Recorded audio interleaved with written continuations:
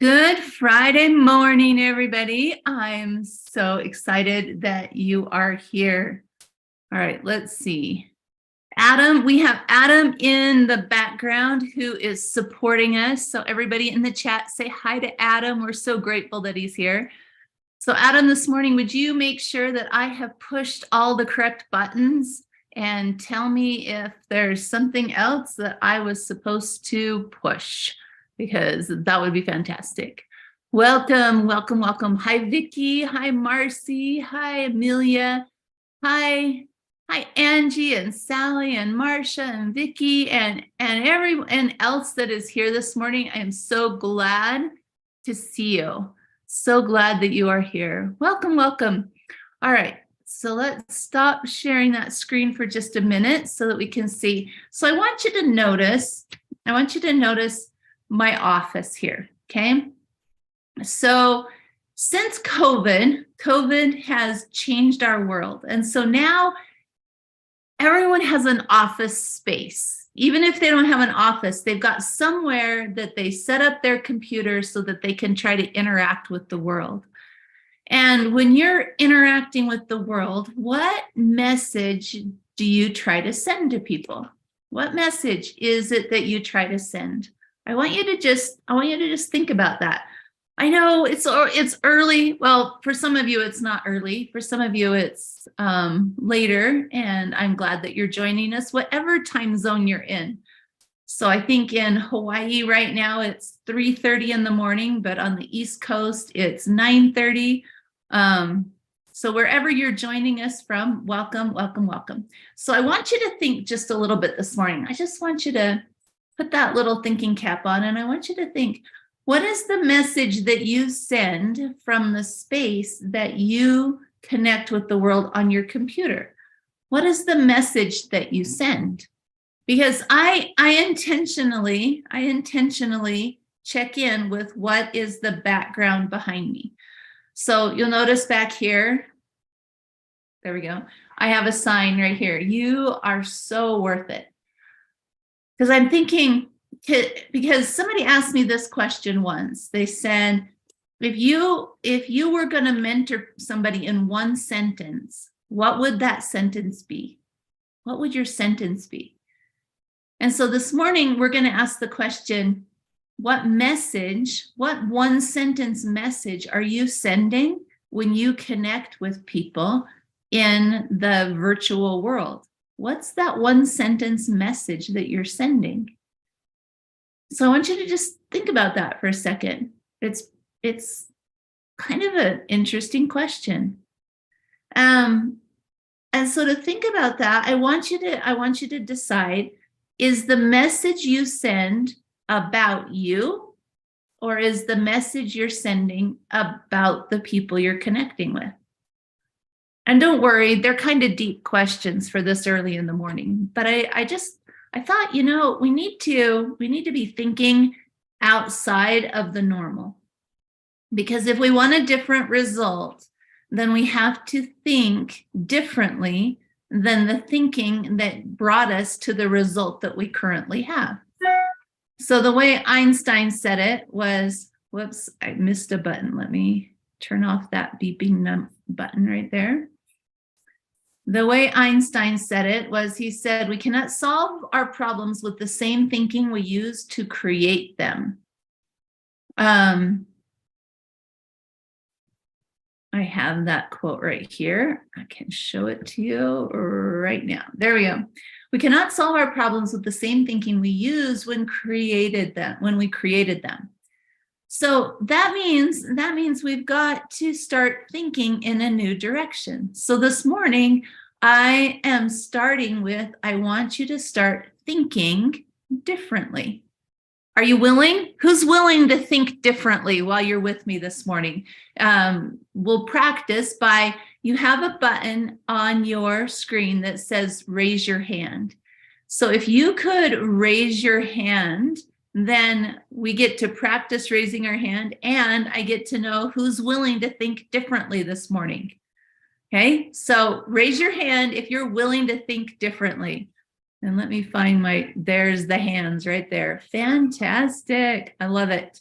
Love it, love it. So we have two ways. So in this webinar, you get to see my office, but I can't see yours. You might think I can because it'll seem like I know how you think, and it might seem like I know what you're looking at, but I can't see your videos. I'm just really good at looking at patterns that people are going through. And so that means that patterns and things that you get stuck in are probably similar to patterns and things that other people get stuck in. And so my intention today is to show you some of those patterns. But in order to do that, we've got to be willing to think differently than the way we were thinking when we created our current reality. So I lowered all the hands. And so here's my next question. How many of you would like to upgrade your reality? How many of you are here because you would like to be able to upgrade your reality? Raise your hand for me. Oh, fantastic. Okay, we are on the same page this morning. Excellent, excellent. And so today we're going to look at our patterns. We're going to look at what we're up against. My intention is to show you how your brain works, because as a scientist, I love to see how things work. So those of you who don't know me, my name is Ann Washburn, and my background, my schooling is in engineering, and my chosen focus of study is psychology. So I am an engineer and a psychologist of sorts who likes to solve how people think, okay? So my degree is in engineering. And since I left the engineering world and entered the self-help and the motivational world, my focus, all my studies have been in the psychology world. And so I love to figure out how I think, how I work, how my brain works. And what I learned along the way is that when I figure that out, it actually helps other people, because we're all people. We're all people who need to understand ourselves better. So the message I'm trying to send from my office is I have, you notice my sign right here, you are so worth it. And next to that sign, there's a little statue there of the and symbol, because that word and is a very powerful word when it comes to upgrading our thinking.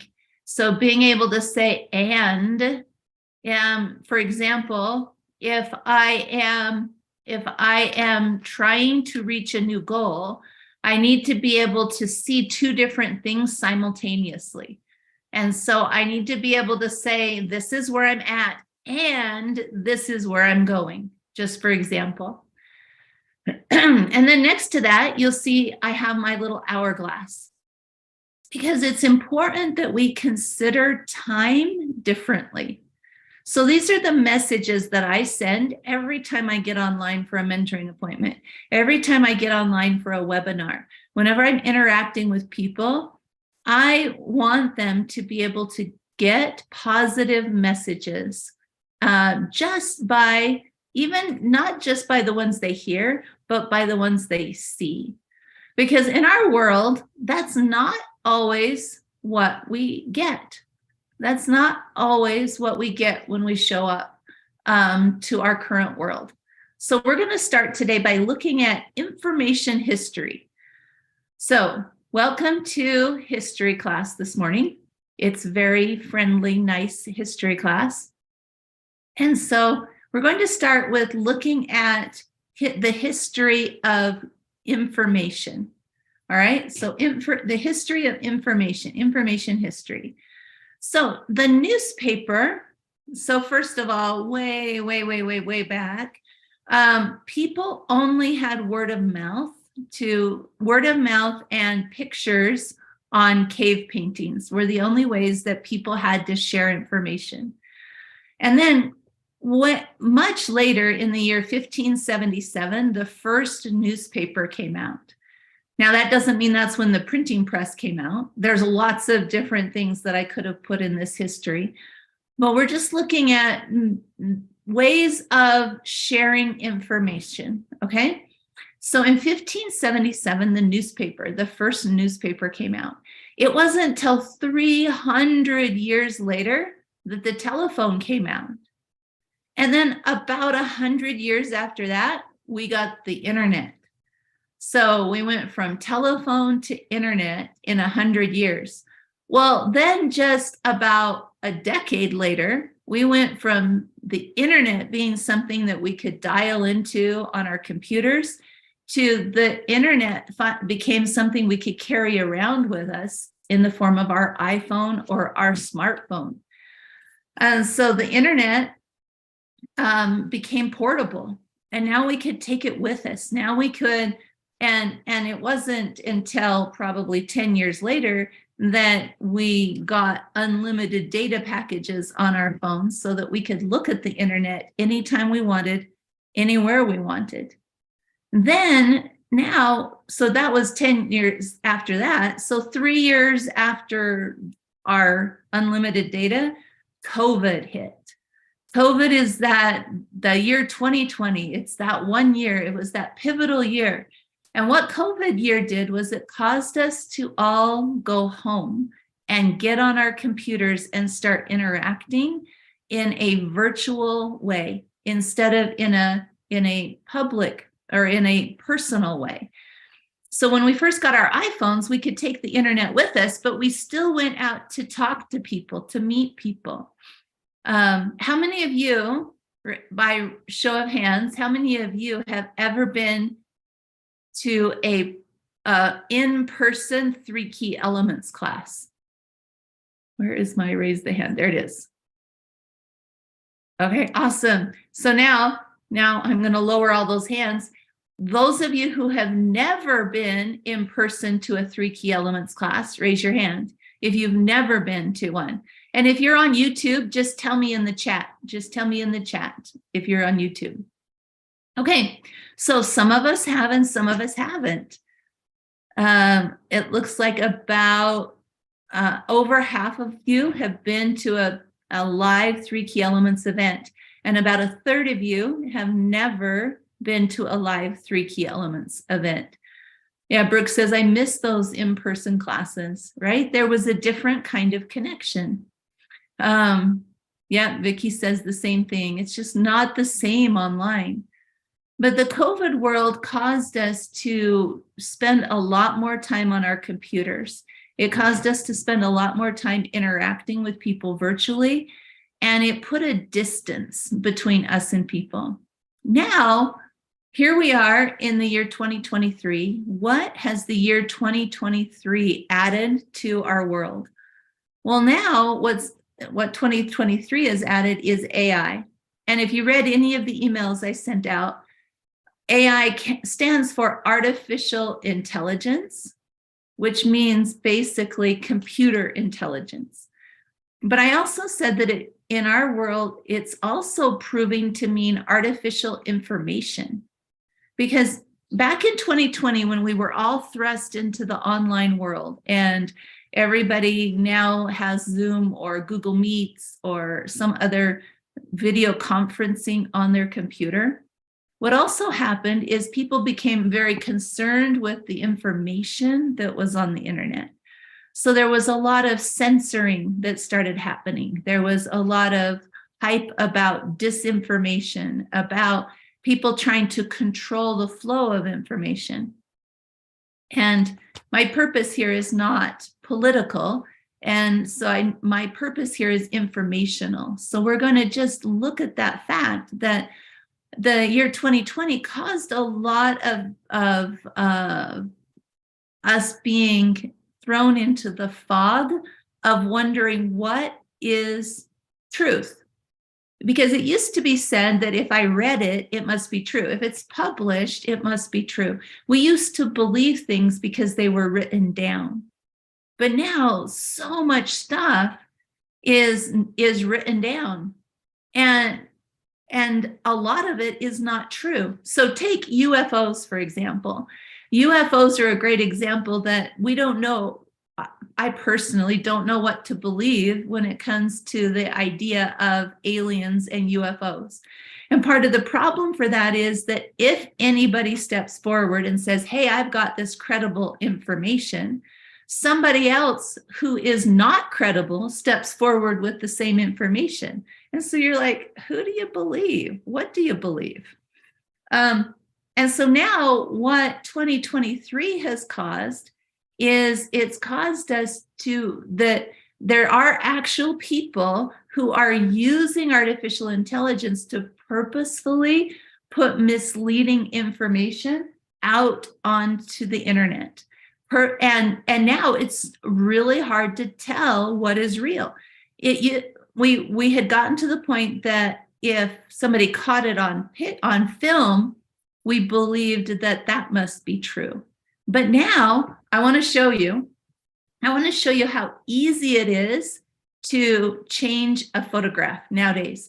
So one of my backgrounds is that as an engineer, one of my jobs that I had was I worked in flight simulation. I built multi-million-dollar flight simulators. And so I love that when my kids try to tell me how a video game or virtual reality is made, I'm like, I already know this. And they're like, you? How would you know this? You're an old person. And I'm like, I know this because this is one of the things that I did was I built the visuals for flight simulators. And so I would have loved, let me just say it this way, I would have loved to have what I'm about to show you, because what I'm about to show you, well, I'm going to show you this first one and then I'll tell you more about it. Okay, so just watch how fast this person is able to create a different message in the photograph that they are editing. Watch this.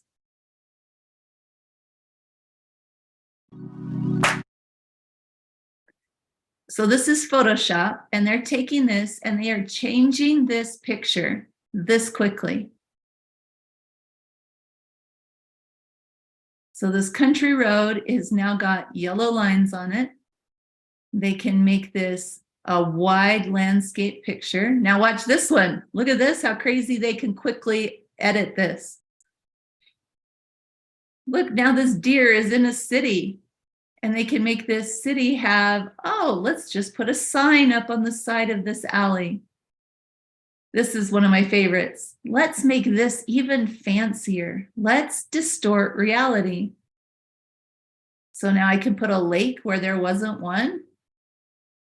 And I can put, what do you want? Oh yeah, Northern Lights. See that? Oh my gosh. So you guys, back when I built flight simulators, this took me days and sometimes weeks to do what they were doing there. Because to create the visuals of flight simulators, I had to do things like this, but I had to do it in real time. So without going into all the explanation of how flight simulators work, just suffice it to say that we needed to be able to apply certain pictures to polygons that would be generated in real time in the flight simulators. So here's one more. So watch how this person, and yeah, we can let this person talk so you can hear what they're doing.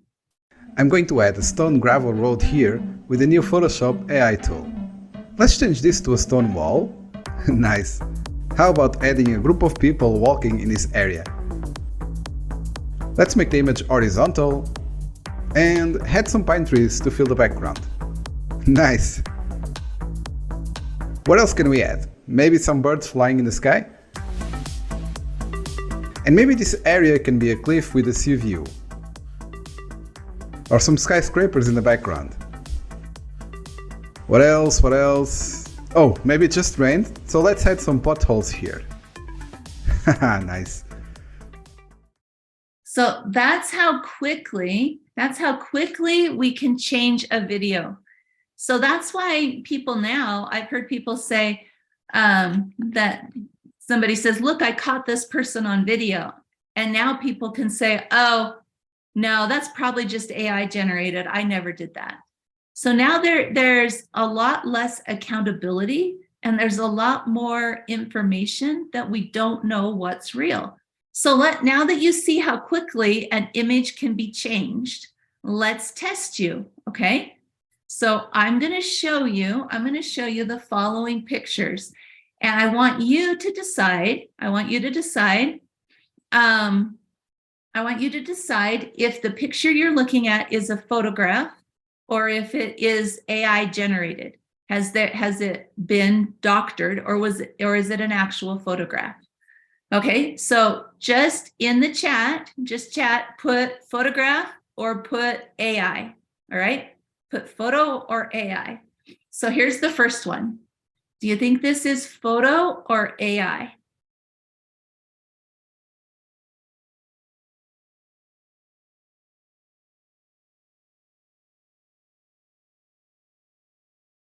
Okay, ready? And I'll tell you the answers at the end. Here's the next one. Photo or AI?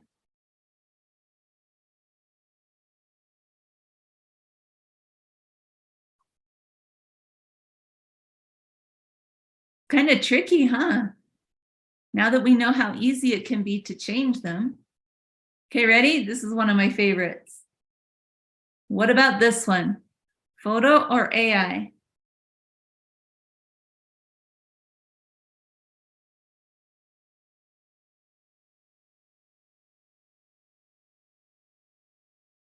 Okay, next one. Here's the next one. Photo or AI?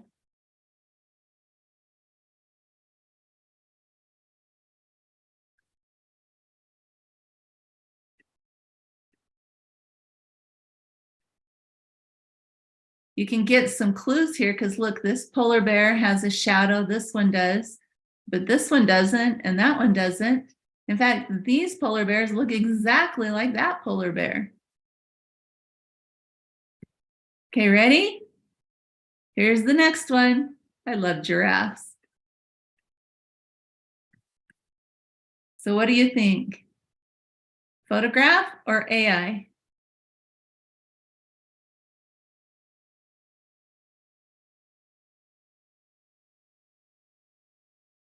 I love it. It's kind of fun to play a game, huh? Right? Okay, and then here's the last one. Here we go. Here's a picture of Paris.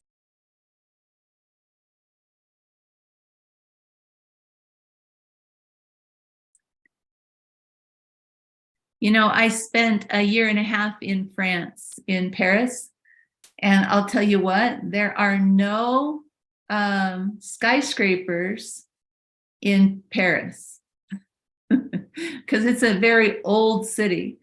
So sure, this might be Paris, but that back there, that is not the same city right back there. All right. Okay, good job, you guys. So let's go back and look at them. So this one is actually a photograph. This is a photograph and that somebody took. This one is AI generated. So AI is getting a lot better at faces, but you'll see a lot of examples online of how people are like that AI doesn't quite get the faces right yet, but this is an AI generated face. This one is a photograph. If you look down here, there was a fire that came through. All of this is burnt down here, and the fire came through and actually burned the bottom of this telephone pole. And the wires were taut enough that it didn't, that this didn't pull down on it. Yeah, eyes and hands are tough, but man, they're getting good, Vicki. They're getting good. Then I talked about this one. Somebody cut and pasted a couple of polar bears, extra ones right there. This is an example of you can catch a photograph at just the right angle with perspective, and it looks very unreal because this is actually a photograph that somebody caught. They just happened to be at the right angle that it looks like it was AI generated. And then of course this one, there's a whole nother city and a storm added in the background there. So that one's AI generated. So besides just being fun, I just wanted you to understand that we have a lot of things in our world that are starting to confuse us. And when we're confused, it lowers our confidence level. And when we don't have confidence in what's around us, it actually erodes our confidence with self. And because I'm also a scientist, I need to show you why that happens, why it would erode your confidence. Because sure, that's outside of me, but why should that make me not trust me? Did any of you wonder that? Is it just me? Okay, tell me if you wonder that. Let me know in the chat, because or on YouTube or on Zoom, because I'm somebody who thinks about these things. I'm like, well, why should it matter to me? Sure, the world out there, there's a lot of disinformation, misinformation, artificial information. There's all those things, but why should that make me less confident in me? What's going on there? Okay, so there's a few of us that are definitely curious. So let me explain your brain to you. So I know it's now 8 o'clock in the morning in Utah, so I think we're awake enough that we can handle some brain talk. So here's an interesting thing. Humans and animals both experience stress. The difference between animals and humans, though, is that humans will also re-experience and pre-experience traumatic situations. So what that means is that an animal, they go through a traumatic situation and then it's over. So let's say a mouse is outside and a cat sees it, and the cat chases the mouse, and the mouse gets away by running and crawling into a little hole. And now the cat and the mouse give up the fight and they walk away, and they don't keep reliving that situation. That's part of why they don't learn as quickly as humans do. I'm just thinking of deer. Why do they keep crossing the road even though the cars are a problem? They don't always learn the same that we do. But humans will sit and rethink about it. If we get chased by the proverbial cat, we'll sit and rethink it, and we'll resent it and be angry about it, and we'll relive the emotions of that over and over again. But not only that, we'll pre-live them. So let's say I need to go have a conversation with one of my children, and I'm worried about the conversation, or with my boss, or with a neighbor, or a sibling, whoever it is. And I'll stress and fret and worry about that conversation. I can pre-experience traumatic situations as a human. Does that make sense? I find this really fascinating. Sorry, I'm trying to catch up on the chat here really quick. Okay. So let's talk about the brain. So the brain has different brain waves. Have you heard that word before? The brain has different brain waves. Well, what a brain wave means is it's the amount when we talk about waves, we're talking about the up and down of a wave, okay? And so when we measure a brain wave, there's a speed of the up and down that happens in the energy of your brain. Because Einstein showed us that everything is made out of energy, which was a game changer. It was a game changer, because until Einstein, there was actual prevailing, oh, this is a science tangent, maybe we don't need this. But the prevailing wisdom before that was that our brain, that our thinking was different than our body. And the prevailing wisdom before Einstein was that thinking was a religious thing, but the way our body worked was a science thing, and that they weren't connected. But when Einstein showed that E equals mc squared, he showed that everything is made out of energy. It actually helped us to connect the idea that what we think actually affects our physical body. So they started measuring the speed of the energy in our brain. And so brain waves, there's 4 main different kinds of brain waves. And they are separated by the speed of the brain wave. So delta brain waves are the slowest brain wave. And if you guys have heard me talk about, if you've heard me talk about our childhood and growing up, you'll know that when we're born, our predominant brain waves are delta waves. Well, our predominant brain waves in deep sleep are also delta waves. And then as you get older, so children, when they're born between 0 and 2 years old, they're predominantly delta waves. Between 2 and 5 years old, they move into the theta brainwave state. 5 to 8 years old is alpha brain waves. And then 8 to 12, teenager, and then adult are in the beta brain waves, low, mid, and high beta brainwave states. Okay, don't worry, there's not a quiz on this, but it's really fascinating to get to know this. So the low brain waves are also in deep sleep.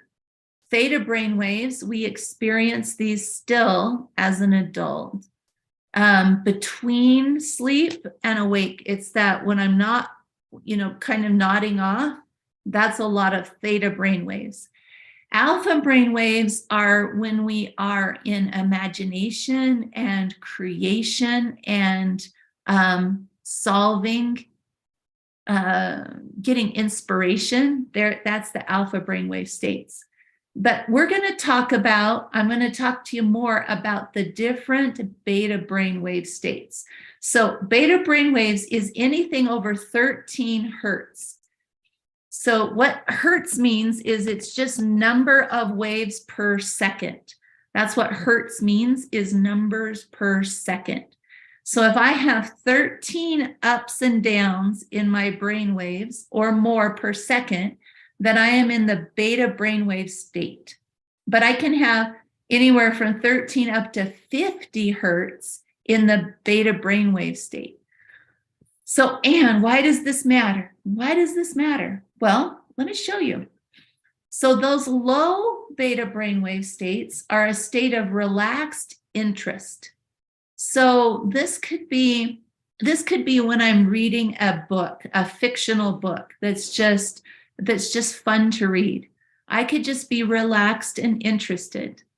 But if somebody walks in and says, hey, tell me what that book is about, I actually will my brainwaves will step up to mid beta brainwaves, because now I have to focus my attention to tell you what the book is about.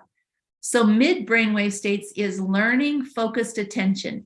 Most of us right now are in learning focused attention if we're just focused on the webinar. If we're focused on the webinar with one ear while we're trying to get kids ready to go to swim lessons or go to school, or while we're trying to get ready for work, or maybe you're listening to this while you're driving, now what happens is I can actually let's say I'm driving down the freeway and all of a sudden this car cuts me off. I'm not in my learning focused attention. I now just tipped into stress, survival, emergency, hyper focus, fight, flight, or freeze, danger focused. I want to talk about this in just a second. Danger focused, find the distressed. So the highest state of brainwaves, see, Heather knew, I knew Heather was taking the kids to swim lessons, right? So in that case, we're between the mid and the high, because we're focused on so much, you guys, so much I want to share with you all at the same time. And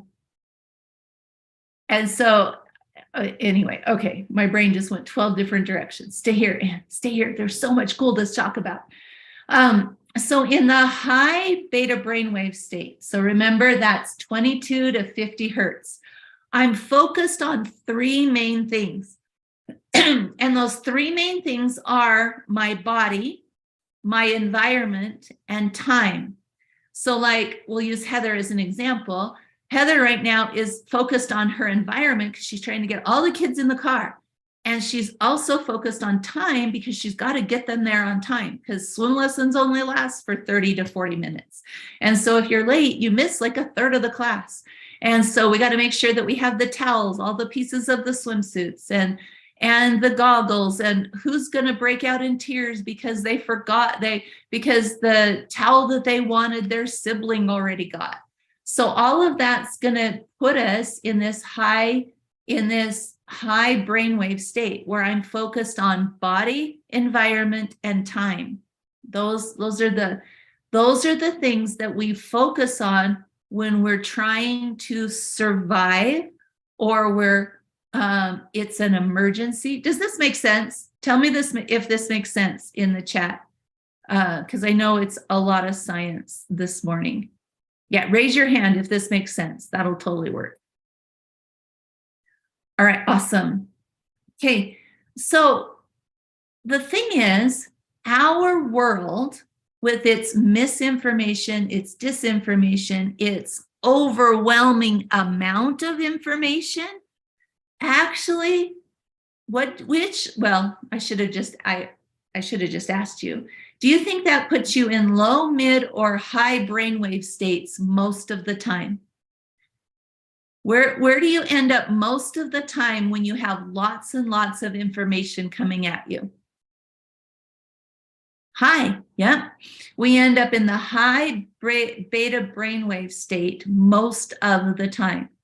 So this is what's happened because our world tipped to the online world, to the information age. Have you heard it called that? We live in the information age. But the information age tips us into a place where we actually feel stuck, because we have so much information to the point that we think we've taken action, but we actually haven't taken any action. We've just gotten more information. So more and more and more information does not make us feel safer. Right, Vicki? It makes us feel, okay, Diane and Vicki already saw where I'm going. They already put an emotion word in. How does it make you feel to have more and more and more information? Put your word in the chat for me. How does it make you feel? Exhausted, confused, overwhelmed, flooded, scattered, frozen, chaotic. Great words, you guys. Yeah, everybody pick a word. Overwhelmed again. Yeah, those. Insecure, trapped. All of those are words that describe this highest brainwave state. So there's one more piece you need to understand about your brain, and then we can step back down into our lower brainwave states. So the one more thing you need to understand is that our brain, when we're in this highest stress survival state, it can only process things that will keep us safe. So in other words, we become danger focused and we look for the distrust. We become danger focused and we look for distrust. And the reason for that is because we're in the fight or flight. Our brainwave state is in stress, emergency, survival, hyper-vigilant focus. And so our brain is Our brain favors information that will support the state that we are currently in. Let me say that one more time because it's pretty cool. Our brain will favor information that matches the state that we are currently in. So our brain, if I am in fight, flight, or freeze, then my brain is going to discount things that are opportunities. It's going to discount or dismiss positive interactions. It's going to be hyper-focused on the danger or the distrust. So I drew it out for you as a pattern. But apparently, I didn't put it as my next slide. Hang on, let me figure out why. Oh, here it is. Here we go. So here's the pattern that goes on. If I'm in the survival brainwave state, raise your hand if you understand how we get into this, well, if you understand that means that I'm at the highest frequency of my beta brainwaves. I have tipped into survival brainwaves. That makes sense, right? Okay. So now I, as a human in the year 2023, most of the time, I am going to be in my survival brainwave state. In fact, I want you to pick a number for me. I want you to guess on a scale of 0 to 100, what is the percentage of your day that you spend in the survival brainwave states, in this emergency, hyper-focus, stress, survival? Give me a number between 0 and 100%. What percentage of the time do you think you spend in that highest stress level? 87, 90, 65, 20, 99.9, yep, 85, 90, 45, 30, excellent. So most people, so that means greater than half of the people spend greater than half of their time in this highest brainwave state, because, well, for the reasons that I'm going to show you today. So here's what happens when we're in that state. If I'm in a hyper brainwave state, now that means I want you to understand that I might at the moment be trying to learn something, right? So right now we're on a webinar and we're trying to learn something. But in the back of your mind, if you're worried about something, if you have a conversation you had with your brother that's bugging you, or a conversation that you need to have, because remember remember what humans do? Remember that humans re-experience and pre-experience traumatic situations. So if you have anything in the back of your mind that you are deliberating or worrying about, you might think you are at the mid-level brainwaves, but you're probably at the high beta. You're probably in the stress level because you have that thing in the back of your mind that you're worried about. And so here's what happens. I'm probably in that space of survival brainwaves. I probably am and don't even know it. It's become so familiar that my brain actually finds it pleasurable. Ooh, can you believe that? That which your body perceives as normal starts to be interpreted as pleasurable.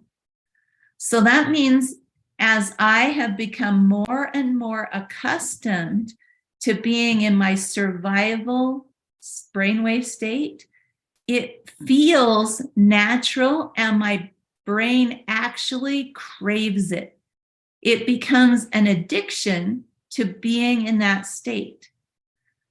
This is one of the reasons why people will scroll social media, or they will watch all the news outlets, or they'll follow certain people that that feed that addiction. They keep them in that hyper state of really fast brainwaves. So you might think that you're not in those brainwave states, but we can check in. We can check in. So how good do you think you are at managing those brainwaves? Well, just tell me, do you experience any of these emotions on a daily basis? On a daily basis. So raise your hand for me if there's any emotion on here that you experience on a daily basis, right? So look, I don't know. Can you guys see each other's hands? Everybody's raising their hand on this, that, yeah, I experience, and it can be a different one. Maybe I have a chronic level of guilt that just goes through the back of my mind. Or maybe I don't call it guilt. Maybe it's shame. Or maybe it's grief. Did I get grief on my list here? I don't think I did. Maybe it is embarrassment or fear of something, or I'm worthless or powerless or hopeless. Any of those less words, right? If I experience any of those on a daily basis, then I probably am in the fight or flight survival brainwaves more often than I have even realized. And this is what I'm seeing with the people that I mentor, is that the information overload is causing people to be in that highest level of brainwave states, and they don't even realize it. It's become so familiar that they can't see it anymore. Let me say that one more time. It's become so familiar that they can't see it any longer, because something that has been around for too long. So it's like that high-pitched sound, maybe there's construction down the street, or there's a whine from one of your appliances that it's been on for so long you don't even know it's there. And the only time that you realize it's there is when it turns off, and you're like, oh wait, what is this sound of quiet? I had no idea. Our brain gets used to something, it then craves it and views it as pleasurable. Is this a surprise to anybody? As I've researched this, I'm like, oh my gosh, this makes so much sense. My Lisa says, yep, I am info overload, and it's so familiar. Danielle, yep, this strikes home. So now I'm in survival brainwave state, and I decide I want to change something. I want something to improve in my life. So I decide to reach for a goal or to improve a relationship, because I want things to be different. So I'm going to attempt to improve. But the problem is, remember, I'm in the survival brainwave state. I'm in fight or flight or freeze, and I want to improve.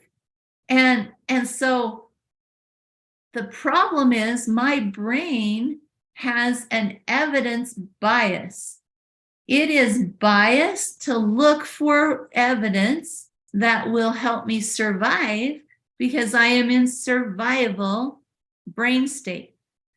So that means priority is given to emergency states. So when I attempt to improve, I said that right, you've probably heard this before. I mentor people on this all the time. If you've ever tried to have a vision board and you've listened to us talk about vision boards, you've heard this, that when you want to improve, you need to put something on your vision board and then imagine what it feels like to have that improvement, right? So, but if I start from a place of survival brainwaves, I put that thing on my vision board and I try to imagine what it feels like to attain that goal. Now I'm going to go look in my world for evidence of what? Well, your brain is going to have a bias. It has an evidence bias, And it's going to look for evidence of what will keep it alive. And evidence of what will keep you alive is finding the danger. Finding the danger. So my brain now wants matching emotions. It wants the emotions to match the danger signals that it sees. So I might have imagined what it would feel like to achieve this goal or improve this relationship, but I'm going to keep seeing evidence of what's wrong. And I'm going to want to feel, because that's what an addiction is it's wanting to feel a certain way. I'm going to want to feel emotions that match that danger. So now what happens is what I call a reality offset. I need something to change so that the danger I'm seeing, the danger I'm focused on, and the emotions can match. So what will happen is I will poke at other people. I will blame, complain, or shame. I will look outside of myself for evidence of where the problem is coming from. I promise we're almost through the deep stuff here. I will poke. Have you ever done that? Have you ever poked at somebody else or pointed blame at them or complained about somebody else or felt really bad about yourself? And then after you went through feeling that, if you pay attention, there's actually a feeling of, oh, there's actually a bit of relief to it because it completes the circuit of matching what I'm functioning at. So, do you see this? Have you experienced this? Oh my gosh, you guys.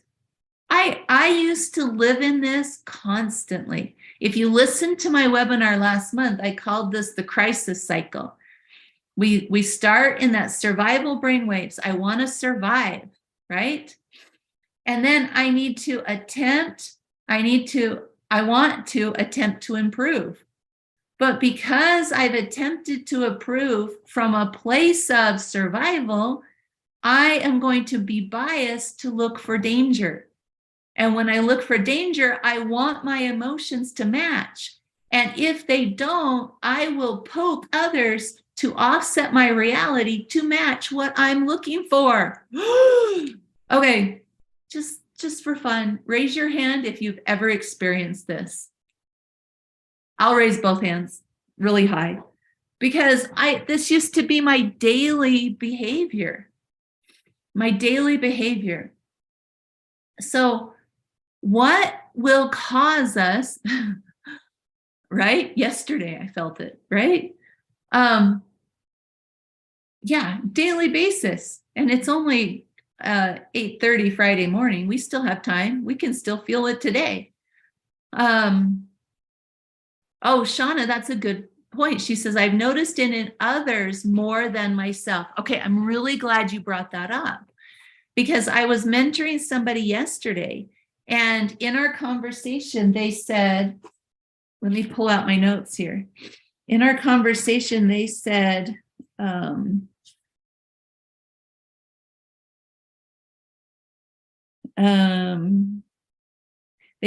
always putting out fires, but I don't feel like I have any direction that I'm moving. And so I started talking to him and I'm like, well, what do you mean? And they said, well, I'm doing things all the time, but I don't feel like anything moves me forward. And in this conversation, I said, well, look, I started to explain what I'm teaching you. I said, look, part of what's going on is that you don't have any trust in self. And in this conversation, they said, oh, I see that in this other person in my life. I see that in this person I'm dating. And I'm like, right, but you got it. And so they said this, they said, so should I change it in that other person? Should I call them on it? And I said, here's the problem. If you can see it in another person, it's because there's a piece of it in you. And often we don't want to admit that. We don't want to admit that if I can see it in another person, there's a piece of it in me. And so I said, if you'll go work on the piece in you, you actually will set the example for the other person in your life.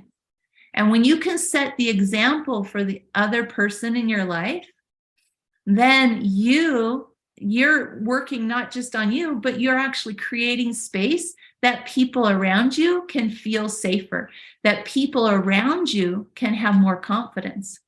Because the reality is, if we're not feeling trust of other people, then we're not going to feel trust for ourselves. If we're not feeling confidence, then people around us won't be feeling confident. So instead of trying to help others feel confident, find where can I add more confidence to me? Where can I add more trust to me? Because you guys, you're right. We have all kinds of sayings like others are your mirrors, you spot it, you got it. But nobody tells us how to do that. And that's what I love to add to the world is the how of things. So this cycle right here, this is causing us to live in a fog. It fogs our thinking. Okay, we're walking around in this fog. So I want to show you. So this is the last part of the science. I want to show you what's causing this fog. So what causes the fog is that in our information overload world, we get decision fatigue. Anybody have decision fatigue? Right? So let's talk about that for just a second. And to talk about that, we need to talk about ice cream, right? Let's talk about ice cream at the morning of Friday. There was a study that was done. And in this study, what they did, all of us would have loved to be part of this study. They separated everybody into two groups. And everybody had the same job. Their job was to go in and choose a flavor of ice cream and eat it, right? Vicki, glucose spike. Yes, we could totally talk about the glucose spike that would make, right? But in this study, they had everybody choose a flavor of ice cream. And I could show you what to eat right before and what to do different so it would minimize your glucose spike. But everybody chose their flavor of ice cream. Then they ate it, and then they had to answer one question. How satisfied are you with your choice? So the first group was choosing between 30 flavors of ice cream. They could have any flavor of ice cream they wanted. The second group was choosing between 3 flavors of ice cream. They got to choose which one they wanted out of 3. So who do you think would have been more satisfied? Answer this in the chat for me. Who would have been more satisfied with their choice? The one that chose between 30 flavors or the one that chose between 3 flavors?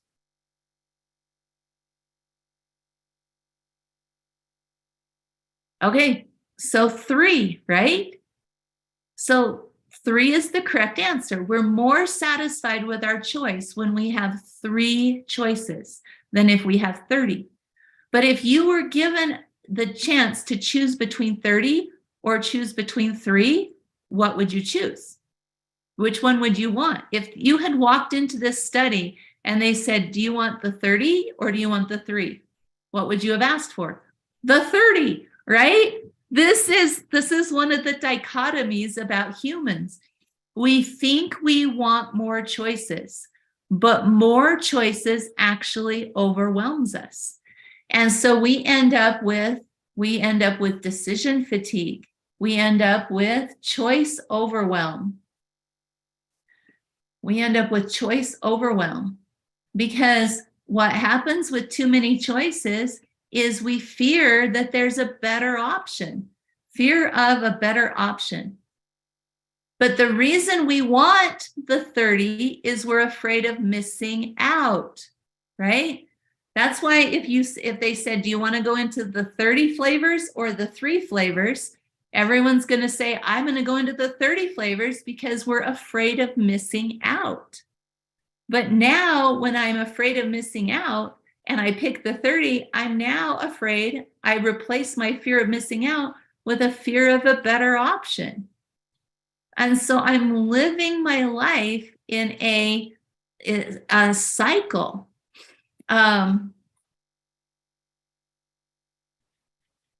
Right? Oh, these are great comments, you guys. So, whoops, not that one yet. So the other thing that happens is we get confused with all those choices.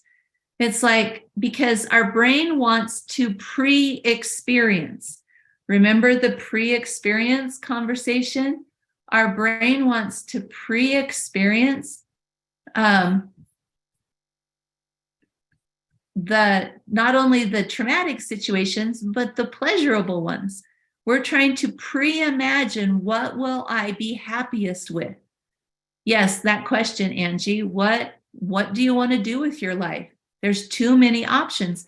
And that's exactly what's happening to kids these days. That's funny that I said it like that. The millennials are struggling more than ever with what to do with their life, because their parents had 3 options, figuratively speaking, but the children now have 30 options. So now, instead of a fear of missing out, they are paralyzed by a fear of a better option. They won't choose. They would rather not choose at all than make a choice and have there be a better one somewhere else. I know I have to go back and forth between all of these slides, right? Thanks, Tim.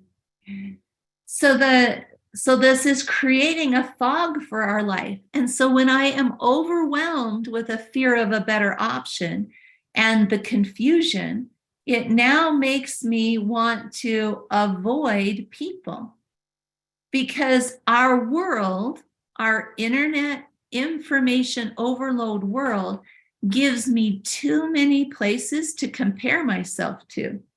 I now can find somebody. My son and I had this conversation. He said part of the problem for millennials is that they can always go online and find somebody who has done what they want to do faster and better and younger than they've done it. And so it takes the wind out of their sail. They lose hope. And when they lose hope and they're living in tons of confusion, they avoid people. And now avoiding people causes disconnection. And humans, one of the things that happens in our survival brainwave state is we fear being voted off the island. We fear being disconnected from people, because being disconnected could mean that I will be in danger. And so this now intensifies the force of putting us into that highest brainwave state. Because thank you, Adam. He put in what these acronyms stand for. And so this is now causing the fog to become thicker and thicker and thicker, because now I don't know how to get out of it. And so I disconnect from people. The millennials don't want to make phone calls. They don't want to send emails or letters. They don't want to go meet people in person because they're afraid. So this becomes this downward cycle that we can't trust others. And if I can't trust people, and I'm a people, I can't trust me. And when I can't trust me, I feel disconnected, not only from other people, but I feel disconnected from my higher power. And what's happening in our world when it comes to religion and when it comes to relationship with God?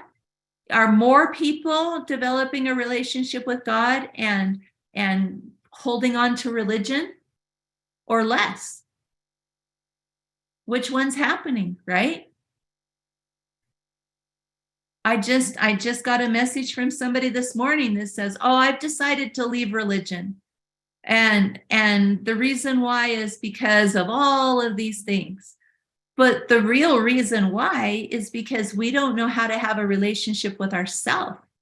And if I can't have a relationship with myself, how am I supposed to have a relationship with a higher power? And so the name of the game is we need to clear the fog. If I can't clear the fog, I can't trust. And my world is going to add to the fog, not clear it. Because my world has far too many options. And when there's too many options, I fall into disbelief. Disbelief. And disbelief is not just not believing. Disbelief is believing that it's not possible. Okay, let me say that one more time. Disbelief is not just not believing. Disbelief is the opposite. It's believing it's not possible. And that comes from being in the fog of the over information world. That's where it's coming from. And so this right here is a big problem. This is a big problem. So Shauna says, I've heard that the religious are leaving and the non-religious are coming. Across the board, religious participation is down. Religious participation is down around the world because, well, okay, I will go on that tangent for just 1 second. It's because that the people that are coming back are because they reach rock bottom and they're willing to get out of the cyclical state. They're willing to exit it. And so those are the people that are able to build a relationship with self, because we can't live like this, you guys. If this continues on the rate that it's been going, so look how much the world has changed in the last 3 years. Look how much the world has changed in the last 3 weeks. AI is coming out with new levels of information every week. In November of last year, it was every month. Now it's every week.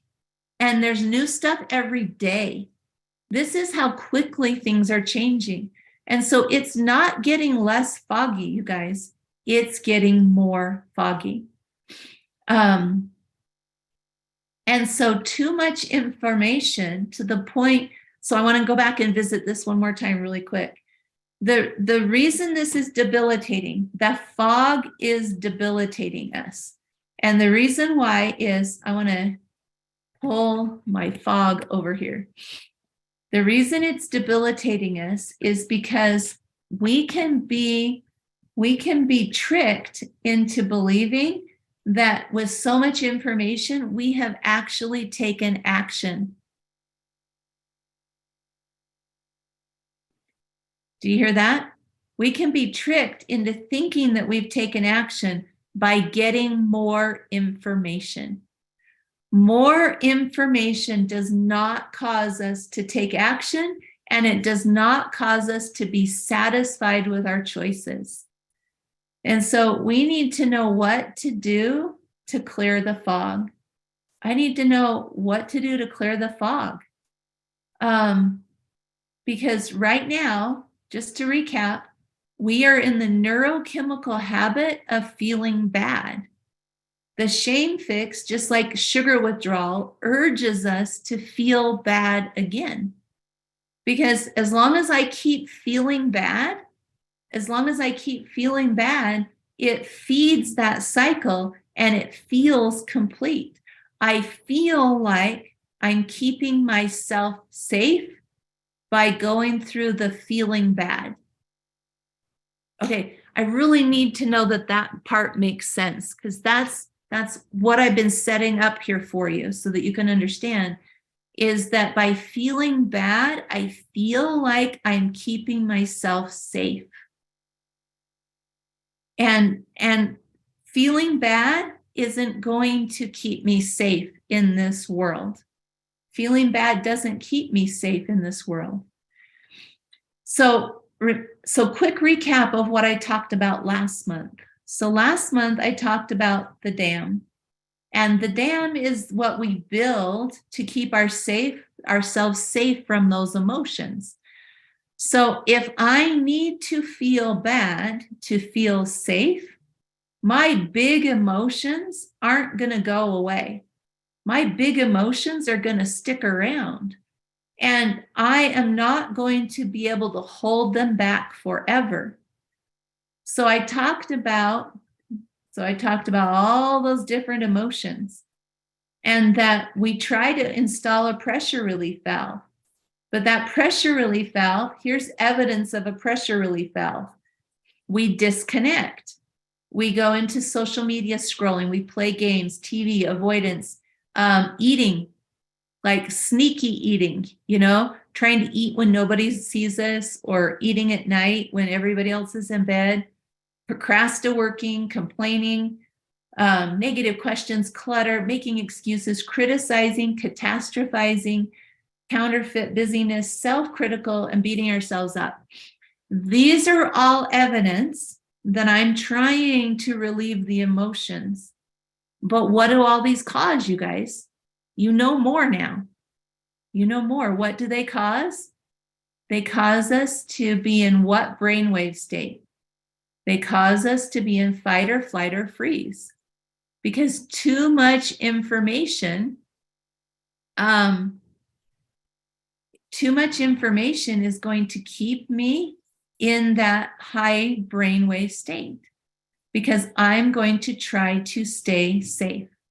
And then I talked about the cracks that can build up in the dam. So the cracks evidence of cracks is things like low to no motivation, picking fights with other people, increased negative self-talk, all of these things. Going within is essential. Doesn't it seem like too much focus has been external? Seeking outside is collapsing in its usefulness, right? Yeah, the relationship with God starts within us. The debilitation is part of the healing. If we can stop addiction to information. Yep. Yes, very good. Great comments, you guys. Shakti, did I say that right? Shakti, what a great name. I love that. Great comments, Shakti. Shauna says, as we seek evidence, always watching the same news channel, always going to the sources that ratify what we believe. Yeah, I'm not going to go on that tangent right now, but so true. So until we can get out of this cycle, we're going to live in a state of fear.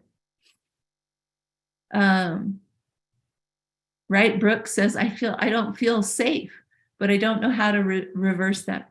Brooke, are you the one at swimming lessons? I love that you're watching this while you're at swimming lessons. Okay, so let me make sure that we got all of those. So then last month, I also talked about we need to learn to flow again. All this information and safety seeking is keeping me shrinking down. So in the body language world, we look at what closes us in, which, interesting caveat, there's less and less interest in body language. And the reason for that is because there's less and less interaction with people. And so people are forgetting that body language is still part of communication with yourself. And so if I am wanting to interrupt my cycles, your body language is one of the things that's going to help with that. So let me ask you a question. Why are you afraid to be amazing? Have you ever thought about that? Why are you afraid to be amazing? Or here's another question. Who are you proving right by playing small? Or how about this one? What will it be like when you get past this fog? What will it be like when you can get past this fog? When you ask questions like that, what emotion goes through you? What emotion goes through you? We get out of the habit of asking ourselves good questions. In fact, I've got to add one more piece to our getting out of the fog slide that I'm going to share with you here in a minute.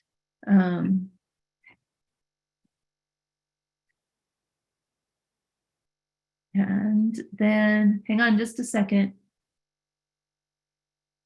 Oh, you're not the one at the pool? Okay, well, whoever's watching from swim lessons, I think that's awesome. I love it. Ask questions and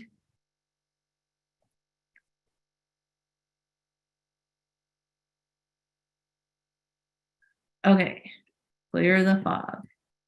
All right, has this been helpful so far, you guys? Are you learning something? Tell me in the chat or raise your hand if you're learning something today. Because I want to know that this matters.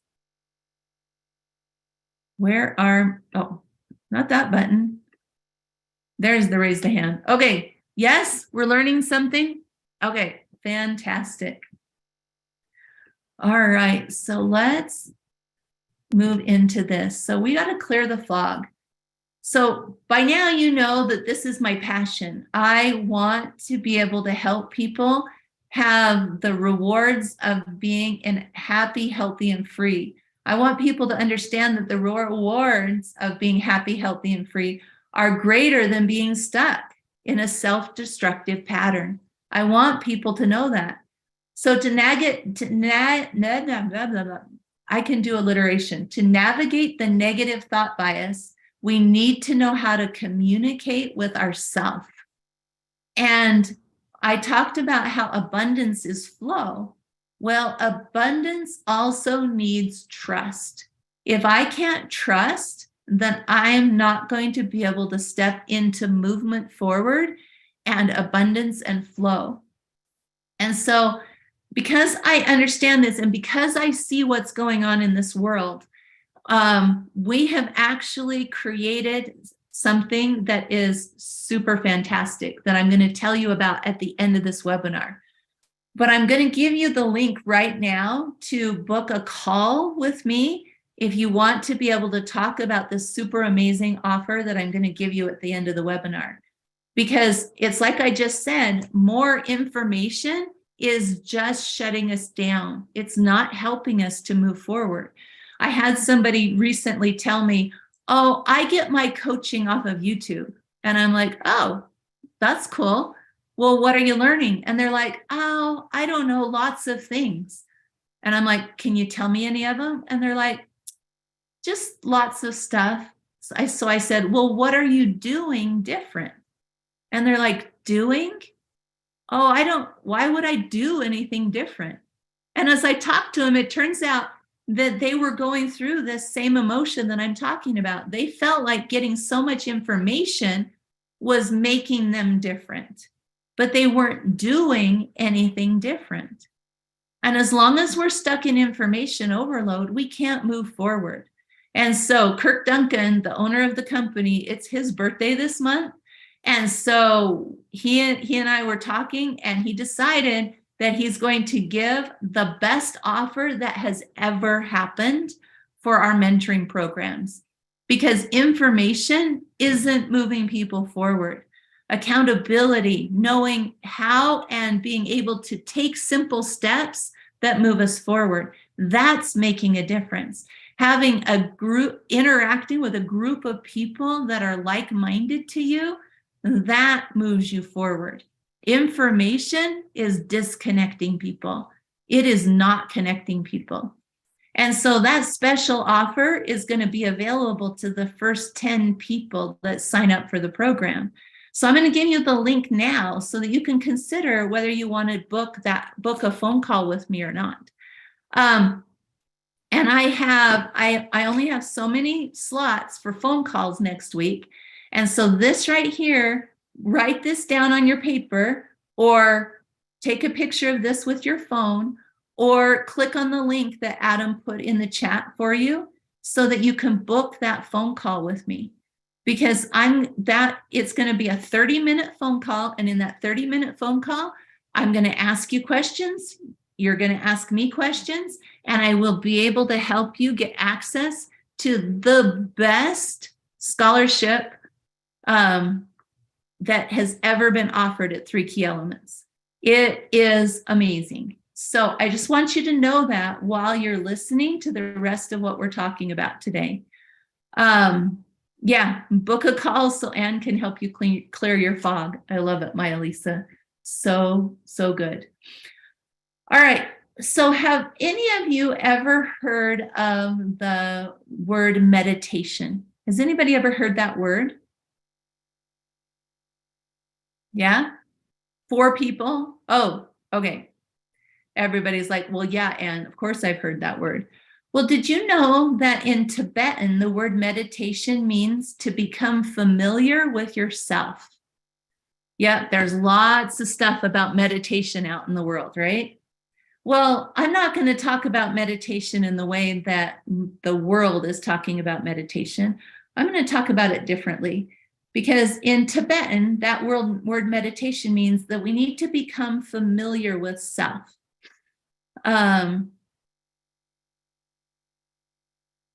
Yeah, well, Ramona says, I can't see everyone's comments. So people, when they make a comment, you have a choice of being able to let everyone see the comment or just letting me see the comment. And so if you want everybody to be able to see your comment, then you just look up right up above where you're typing and click the little button that says everyone. And then if you only want Anne to see it, then you click on the button that says host and panelists. So that's why I'm reading comments that not everyone can see, Ramona, is because not everybody clicks that button. Does that make sense? So yes, lots of people have heard about meditation. But if I think about meditation in the construct of to become familiar with myself, if I am familiar with me, and this goes back to what I was reading that Shakti said, that there's so much focus outward. There's so much focus outside of ourselves. Because remember, when we're stuck in fight or flight or freeze, our brain is interested in 3 things. What is happening to me, what is happening in my environment, and what is happening with time. So I'm in a hurry. Where can I get to that's safe? What's going to hurt me? I'm focused on the pain and the fear. And so to be able to become familiar with what it's like inside of me, not out there, that actually helps to slow my brain waves down. Now, Anne, do I have to slow my brain waves down all day long? No. If you can slow them down once a day, that is better than living in the constant freneticness of the high-speed brain waves. If you can slow them down once a day, that's a great start. But most people, what they try to do is they try to follow a guided meditation. But a guided meditation is still outside of you. To be able to get inside of you, to be able to become familiar with you, we need to become honest with ourselves. We need to become honest. And if I'm going to become honest with myself, hang on, I'm going to move this down. Let me move this down to where we're talking so I can type on this.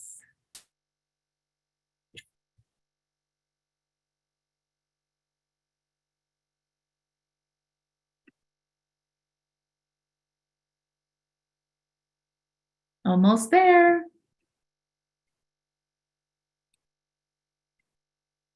Okay, here we go. Here we go. Okay, so to become familiar with myself, so to clear the fog, one of the things that I need to be able to do is I need to be able to, there we go. I need to become honest with myself. Honest with self. What do I actually think and feel about me? What do I actually think about me? Honest with myself and my stories. Because what I find when I ask people what they think about themselves, they'll usually give what I call the Sunday school answer. They'll say, oh, well, I know that I'm a child of God, or I know that I matter to the universe, or I know, they'll give me these kind of umbrella answers. Maybe that's the good word for it. But when I actually become honest with myself and I say, what do I actually think and feel about me? And what does that me think and feel about other people? If I can become honest about that, it starts to focus me inward so that I can calm down my brainwaves and so that I can not be overly focused on the information that's out there. Because that artificial information out there has made me have artificial information about me. Have any of you ever compared yourself to anyone that you have seen online? Raise your hand for me on that one, or tell me in the chat, because I think other people need to know. I really want to be able to tell everybody, how many people have ever compared yourself to anyone you've seen online? Have you ever done that? Okay, so a third of the people have raised their hands. Now, I just showed you that a lot of what you see online is artificial. The rest of you that didn't raise your hand, have you ever compared yourself with somebody that you see let's just leave it there. Have you ever compared yourself with somebody?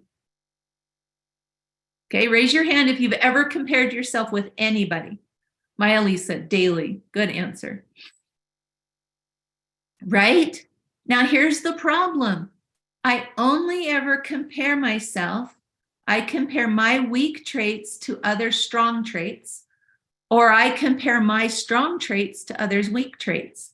It's never apples to apples because we never completely know the other person. And so if you compare yourself, that is evidence of not being honest with yourself. That is not me actually checking in with me. So raise your hand on this. Any of you who have never compared yourself, who don't compare yourself with anybody, raise your hand. We do. It's part of who we are. We compare ourselves. We compare ourselves to who we want to be compared to where we are right now. We compare ourselves to where we are compared to where we used to be. Comparison is built into us, but it can cause us to be very dishonest with ourselves. So to be honest with myself and my stories is going to help me to clear the fog. The next thing that I would suggest that you do is that you have a hero. Who is someone that you admire? And what are their traits? So tell me in the chat, who is somebody that you admire? Who is a hero? And they can be past or present or fictitious, or they can be alive, they can be related to you, they can be in history. But who is a hero that you have? Esther in the Bible, that's a great one. Jesus, that's a great one. Claudia, I don't know what that one is. For Hearst. My mom. Oh, I love it. Yeah. Tell me who is somebody that you admire?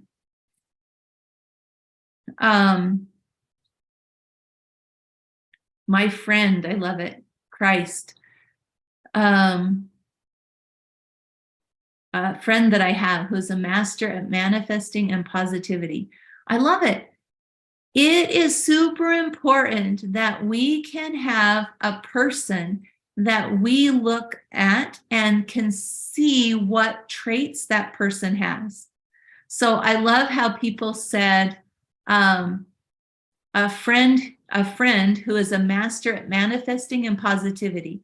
So Chris, that friend, you know what their traits are that you admire in them. Having a hero helps us to be able, there used to be bracelets and pictures and memes all around that said, what would Jesus do? That's not a passe question. That's a powerful question. What would my hero do in this moment? How would my hero behave? Mother Teresa, that's a great one. I love it. And so what we want to be able to do, and here's what I would challenge you to do, is to stand in the mirror and hold the body language that you imagine your hero would have. How would they look when they stood in the mirror? Where would their chin be? Where would their hands be? Where would their shoulders be? Would they be slumped over or would they stand up tall? Like Sally said, Mother Teresa. And I love that because Mother Teresa at her whole life, at the end of her life, she was just this cute little tiny old lady. And she would still stand up as straight as she could be. She would have an expression of love on her face. She would have outstretched hands. What would be the body language of that person that you admire? Because in our disconnected world, you got to remember that body language is still connected to our own subconscious. So our body language can calm down our brainwave state. And so being able to have that hero and then stand and look in the mirror. So body language in the mirror. Look at yourself and try on that body language.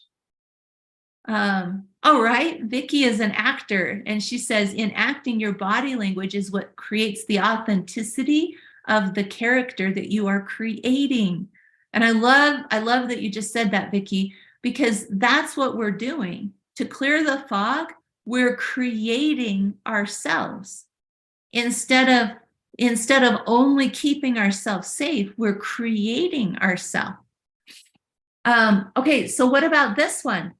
Because I have 1, 2, 3, 4, 5, 6, 7, 8, 9, 10. I have a whole big long list of things that help us to clear the fog, clear the bog. You could call it that too.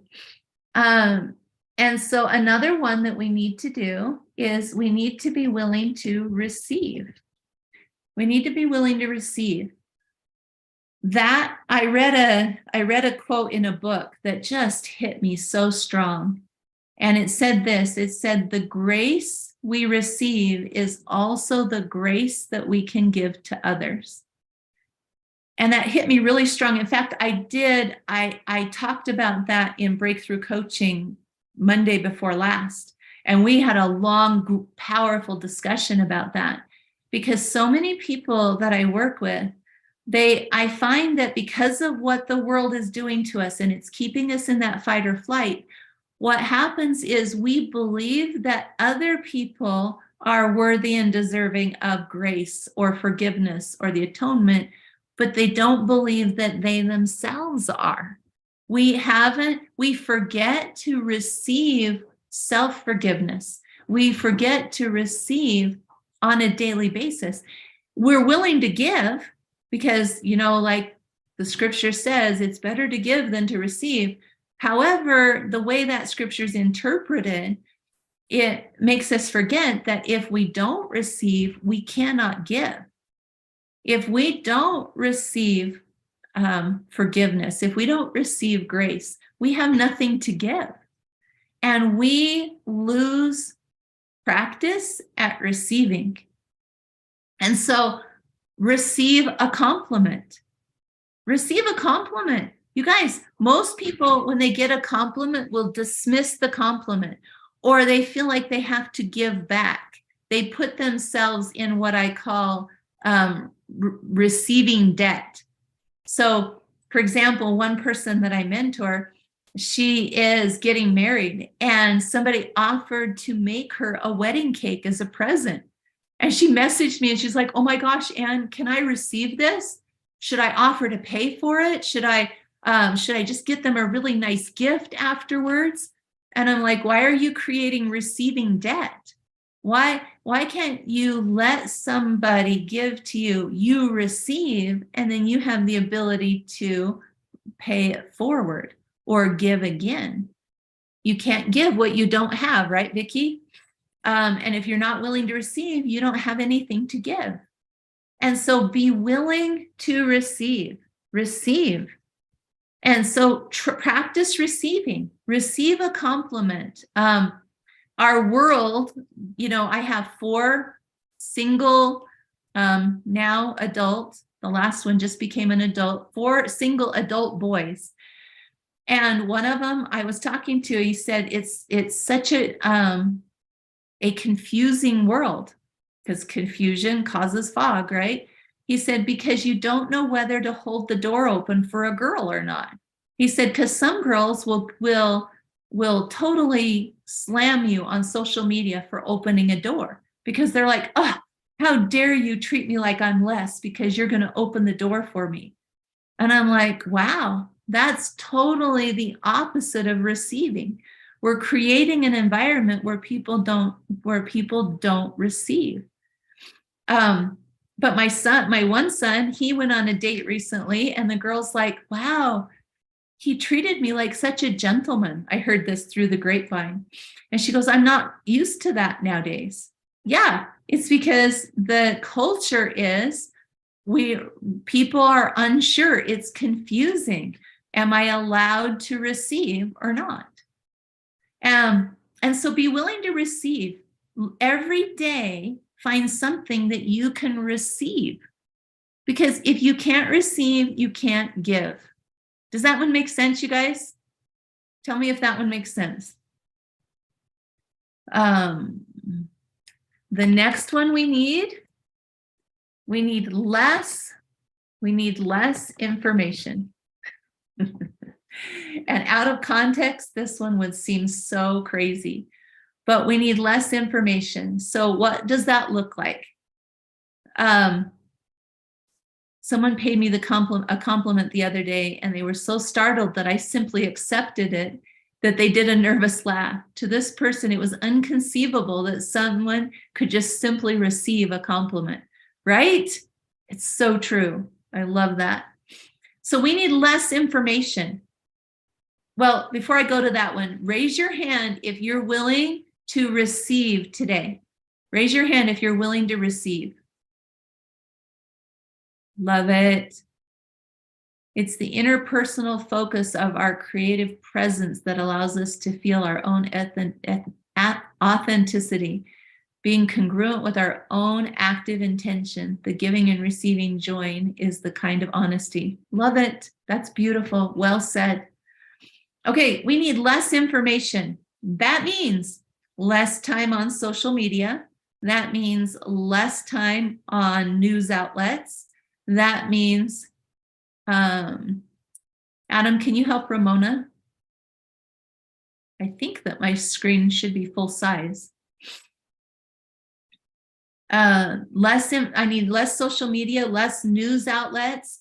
It means this: if you're making a decision, give yourself a time limit to make the decision, because there will always be more information. There will always be more information. They did a survey, I think it was about 3 years ago now, of CEOs of companies, and they asked them what made them successful. And one of the things that they said made them successful as a CEO was being willing to make a decision with 75% of the information. People who are waiting for all the information before they make a decision, they're in the fog. They get buried by information. And so what that means is we need to practice less information. Maybe I'll put it that way. Practice less information. So make a decision with 75% of the information. Make a decision faster. Look at social media less. Look at news outlets less. But then ask ourselves more questions. So I still need to be honest with myself.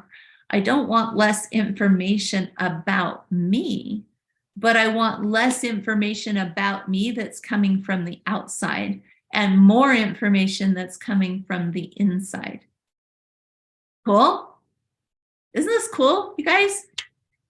Here are, let's put numbers on them. So here's our 5 pieces of information, our 5 things to do to clear the fog. Yes to deadlines, no more analysis paralysis. Yes to moving forward with enough rather than all the information, right? There you go. Ramona, Adam is going to help you with that right there. All right, I love this. This is so cool. All right, does anybody want a couple more? I do have an ongoing list. But the things, so in breakthrough coaching, every week I give them a piece of homework, a piece of totally doable homework that they can go take action on. But the funny thing is that if you give somebody too much homework, they actually do none of it. It becomes the 30 ice cream flavors versus the 3 ice cream flavors. Is that when I have too many options, I usually won't take any of them. So we want to be careful with how many options we have. So I'm going to give you 2 more. But what I'm going to ask you is, even homework can be a bad word. So that's why I usually call it, Brooke, opportunity assignments. Opportunity assignments. They are the how-tos. So I'm going to give you 2 more, but then I'm going to ask you to choose what action you're going to take. Because information has an expiration date. If you don't take action on new information within about 72 hours, then you will have to relearn the information. You'll have to relearn it. So I told you that in Tibetan, meditation equals to become familiar with self.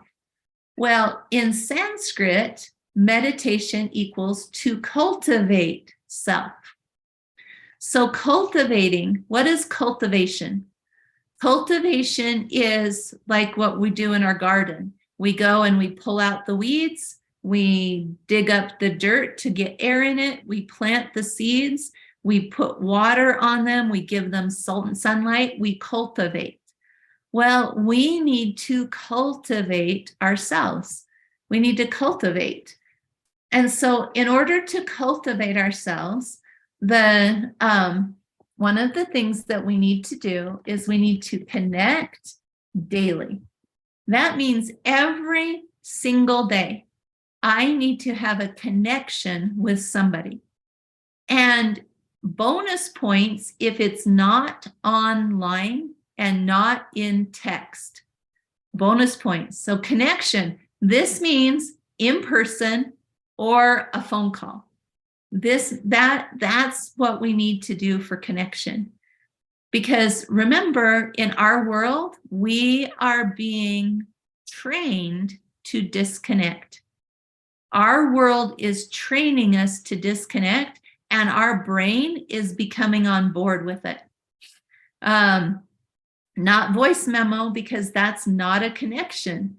We need to actually connect with a person every single day. So I need to talk to somebody. I need to, and this connection could be at the grocery store.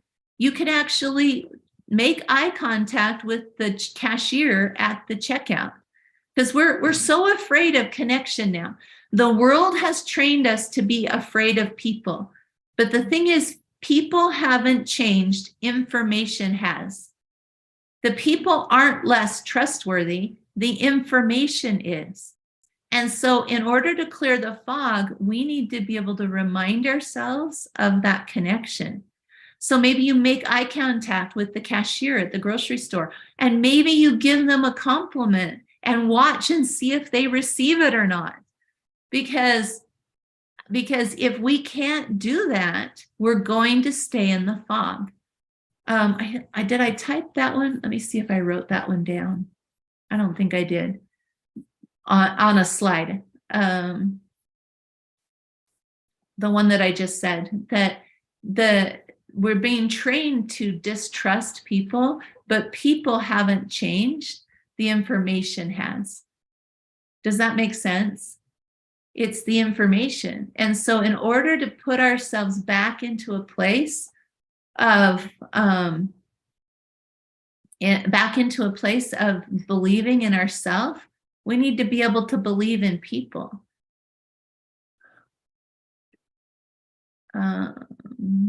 Yeah, I didn't write it on a slide, but that's okay. That's okay. You can write it down on your paper.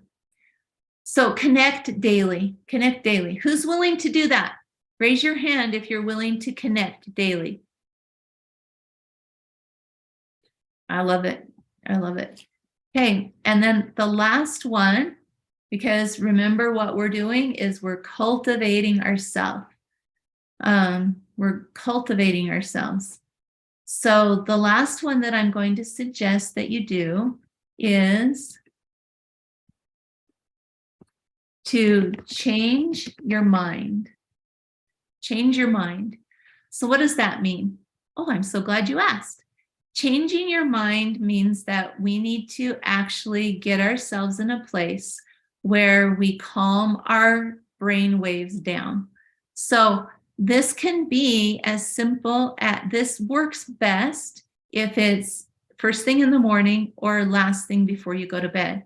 But it works best if it's not laying down in bed, because then you go directly from the highest brainwave state down to the lowest one, and you miss the feeling of those middle brainwave states.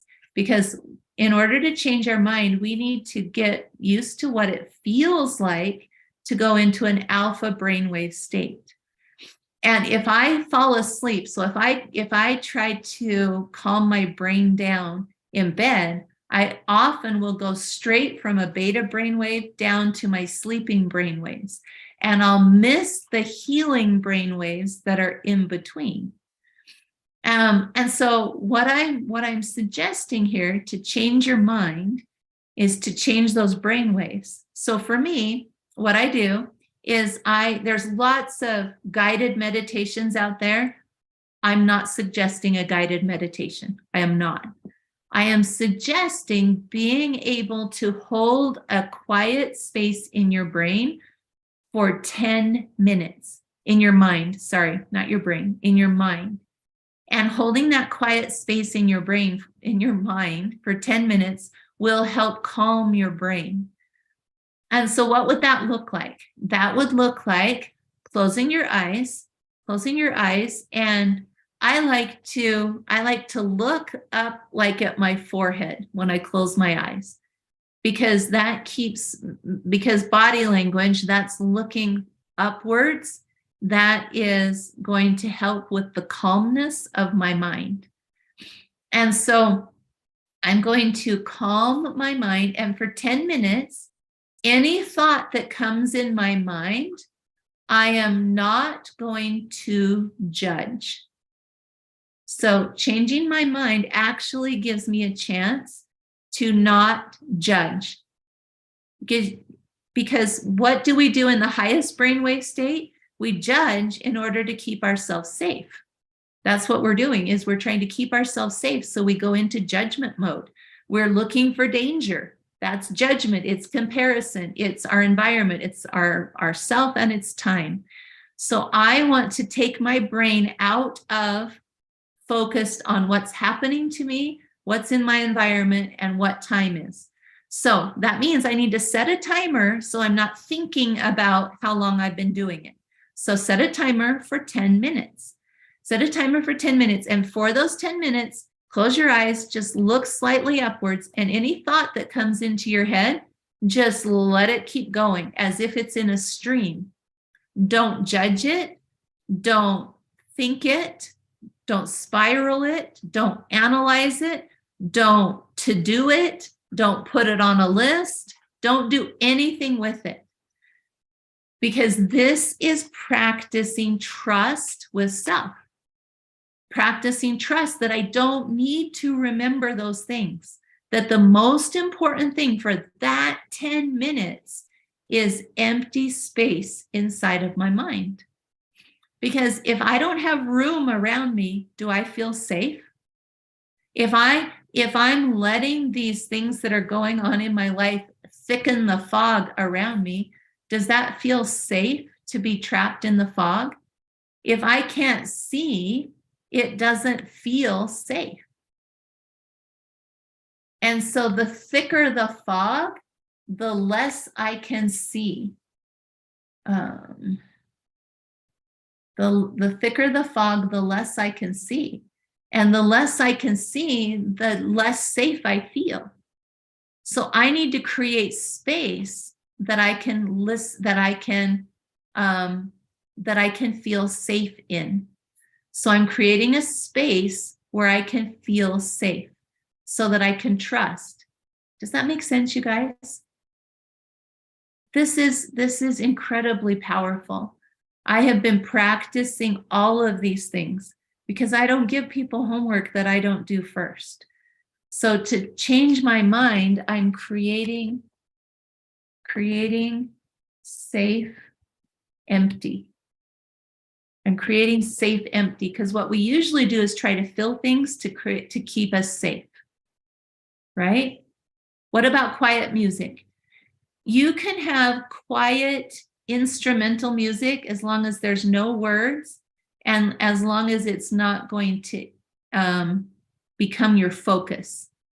Because I would challenge you to try to do it without music, but if you have a very noisy neighborhood, then quiet white noise can be very helpful.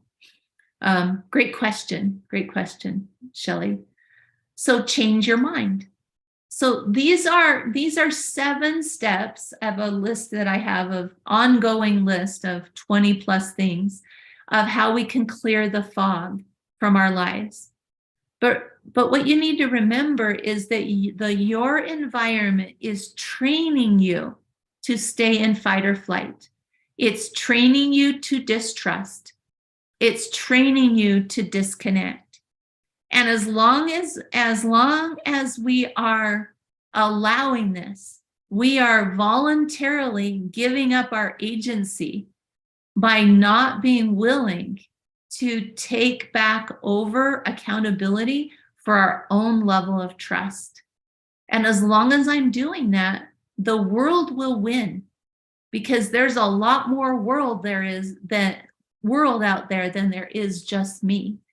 And so if I'm not conscious and conscientious and repetitive, we memorize our state of fight or flight or freeze. It's memorized because we've repeated it so many times. And so to believe that I can change it with just more information it's insanity. It's insanity to think that more information is going to cure me. What I need is more application. What I need is more support. What I need is more connection, especially this number 6, connection with like-minded people. So if I have connection, so if you did a Zoom where you're just connecting with people, that can count. But If I am watching a video of somebody else, that is an artificial connection. That's not real. If I get on a phone call with somebody, that's a real connection. If I'm just listening to a recording, that's not a real connection.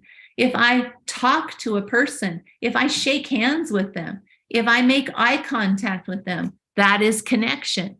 But if I just watch a video of somebody, that's not connection. Do you see the difference? Absolutely, Vicki. Clutter thickens fog. Your environment needs open space too. Yep. We need space. We need room. And we need help. It's too hard to do this alone. And our world is trying to train us to be lone rangers. And that is going to keep us in emergency mode. So to get out of emergency mode, we need to be in a place where we're accountable, where we're moving forward, where we're taking action, where we're with like-minded people, where we are doing things that will clear the fog and counteract, that's the word I want, counteract the constant bombardment of the addiction to emergency. Our world is addicted to emergency. And you're going to stay there, you guys. The world will win unless we stand up and as individuals become the rock in the pond that connects to all the other ripples in the pond, that makes waves in the pond. We as individuals have a lot of power, but we give it all away.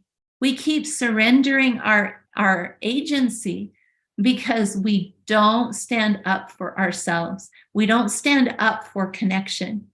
This is why I love breakthrough coaching. It's my favorite 2 hours of the week that I spend, because in there, I'm connecting with like-minded people. We are collectively taking action, being accountable for our action.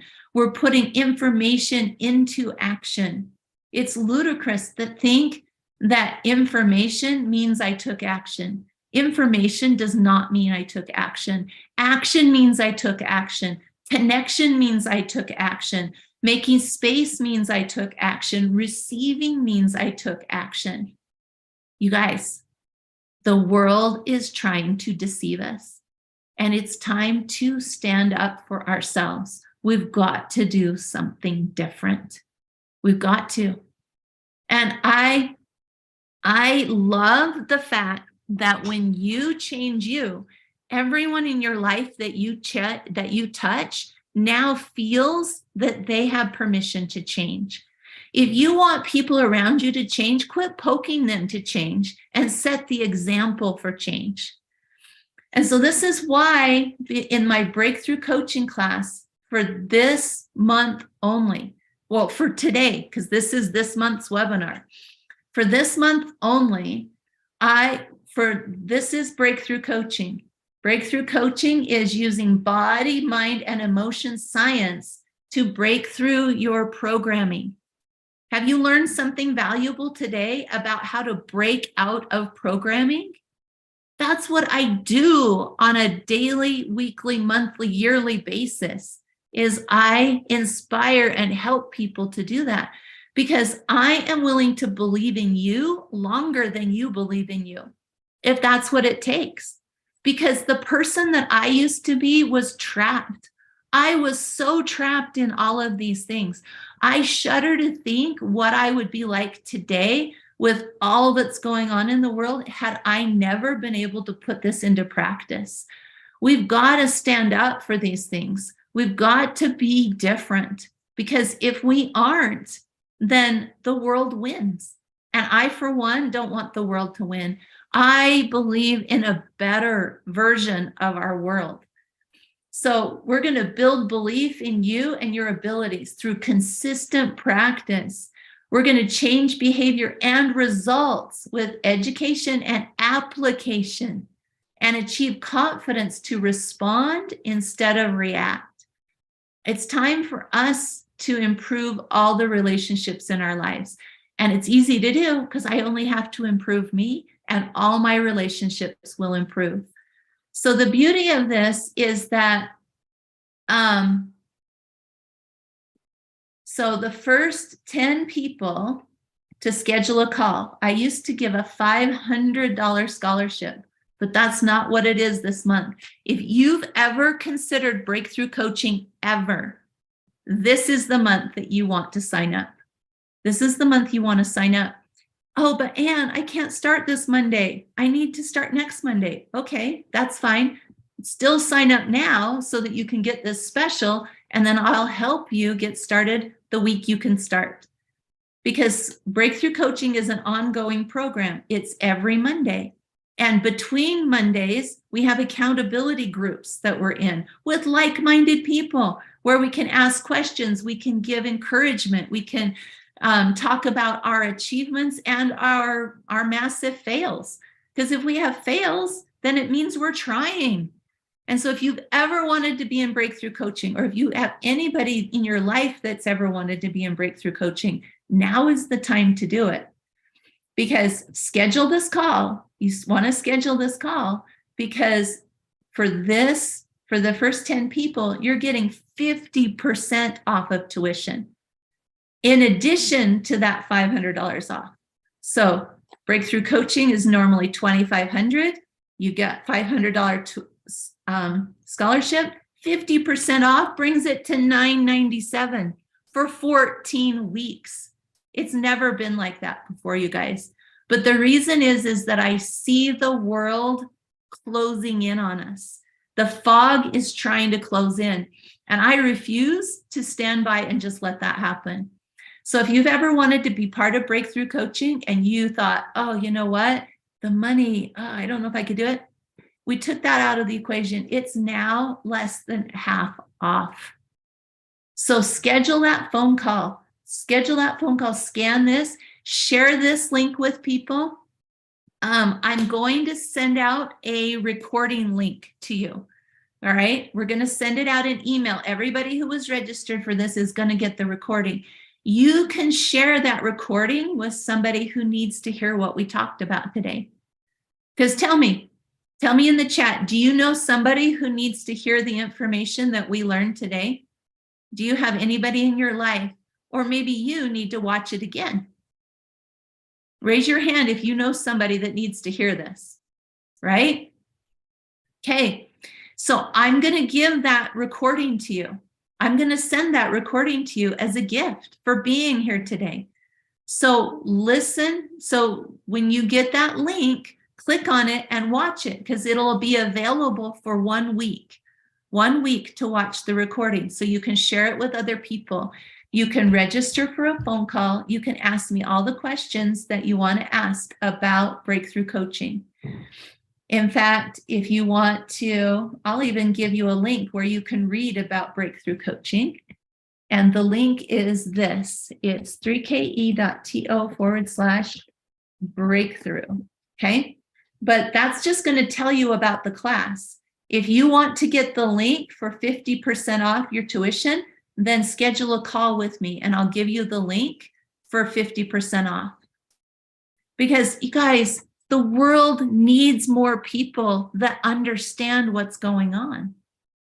Because there's plenty of artificial information out there. There's plenty. We need to stand up for connection. We need to stand up for space. We need to stand up for creation, for imagination. As long as everybody's running around in emergency mode, what's going to happen to our world? We'll just have more emergencies. So if you want to help the world live in a better, higher place, you live in a better, higher place. Does that make sense, you guys? Have you learned something today? Okay, so get on my calendar. If you have any trouble finding a spot on my calendar, then email the office. And to email the office, can you put that in the chat for me, Adam? To email the office, you email, I think it's support at 3keyelements.com. Okay. The other way you can get the 50% off link is to talk to somebody that's already in my breakthrough coaching. If you talk to somebody that's already in my breakthrough coaching, they can also give you the link to get 50% off your tuition. All right. Or I have room for 10 people. So schedule your phone call. If you have any questions, type them in the chat. I'll stay on here for just a few minutes. But you want to go to this link or or type this in your URL. Oh, here, I had it typed right there. Okay. And what it's going to do, let me tell you this. When you click this link to schedule a call, it's going to ask you some mentoring questions. Did you know that being able to ask yourself and answer some mentoring questions helps you be honest with you? It helps you be honest with you. So answer those questions. That's mentoring already. And then it's going to be me that calls you. I'm going to call you at our scheduled time. We're going to talk for 30 minutes, and you can make sure that you understand everything about breakthrough coaching and then join. It's time, you guys. Just imagine what your life is going to be like when you get out of the fog, when you know what to do to actually envision and create what you want in your life, to improve all your relationships. It's a beautiful place to be, you guys. All right, it's time. It's time for us to make a stand. It's time for us to have trust so that we can have abundance. So if you want more abundance in your life, it's time to communicate with you better. So it's time to clear the fog. Make time today to clear the fog. Make time today to talk to me on the phone. Make time today to commit to being a better you in 14 weeks because you work with me every single week. I won't stop believing in you, you guys. I won't stop believing. And as long as I'm here believing in you, you can't fall, because you'll have the steps to take to move forward. Okay, I care about you. Thank you for being here. I love you, and I believe in your future. I believe in that future you. They care about you. Okay, let's go make a difference. Let's link arms. Let's do it. Ready? Who's in? Raise your hand. Ready? High five. Woohoo! Let's go make a difference. Have a fantastic day, you guys.